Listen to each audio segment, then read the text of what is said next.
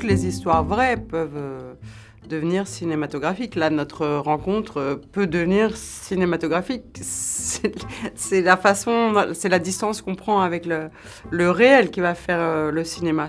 À chaque fois que je fais un film, c'est prendre du réel pour en faire du cinéma, mais que ça n'ait surtout pas l'air de fiction, en fait, que ça ait l'air du réel. C'est encore Irène Frachon, la pneumologue qui vous a fait parvenir mon livre sur le Mediator. Je suis désolée de vous bombarder avec tous ces messages, mais j'aimerais vraiment vous rencontrer. Bonjour monsieur, Irène Frachon ici. On n'arrive pas à se joindre. Je suis vraiment désolée parce que j'étais en consulte. Dans le cas de La fille de Bray, pour moi, c'est une fiction du réel. Mais c'est particulier parce que c'est une histoire vraie, avec laquelle je ne peux pas prendre toutes les libertés, puisqu'il y a toute une partie technique et scientifique à respecter pour être inattaquable sur le plan juridique. Pour vous expliquer toute cette histoire de vive voix, c'est d'un scandale d'État. Ça bride un peu, mais évidemment. Moi, je crois que la contrainte, elle est toujours aussi extrêmement positive, parce que c'est vrai que j'avais un cadre très précis. Je te dérange pas longtemps, je suis en consulte. Oui. Catherine nous informe que son forcing a fini par aboutir. Les sages de la Commission nationale de pharmacovigilance vont m'auditionner. Avant de se décider, il faut vraiment sentir un lien de confiance avec la personne dont on va raconter la vie, sinon ça sert à rien. Et là, pour moi, il y a en fait une seule directive, c'est qu'ils ne se sentent pas trahis quand ils verront le film.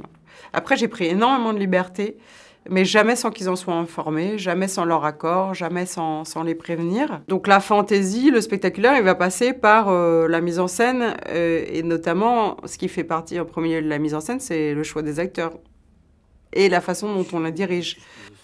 Que ça ait l'air vrai, quoi. C'est ça que je recherche, moi, c'est une impression de vérité absolue. Mais tu vois pas ce qui se passe?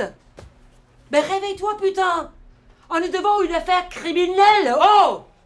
Le personnage d'Irène Frachon, en l'occurrence, même dans des scènes un peu comme ça, ardues, un peu techniques, son tempérament, sa fantaisie, ses excès font que ça devient du spectacle.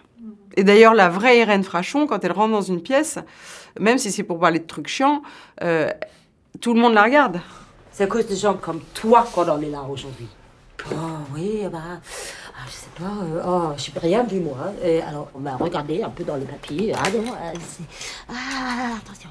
Oh, il y a des gens qui crèvent. Ah bon, non, je suis en train de tricoter, je fais mon petit bébé. Quand j'invente une histoire de bout en bout et des personnages qui ne sortent que de ma tête, il n'y a personne au-dessus de moi. Je suis le dieu de mon film. Là, pour moi, c'est vrai que le dieu du film, c'est Irène Frachon. Voilà, c'est Ça doit être bien, celle-là. Non, c'est parfait là.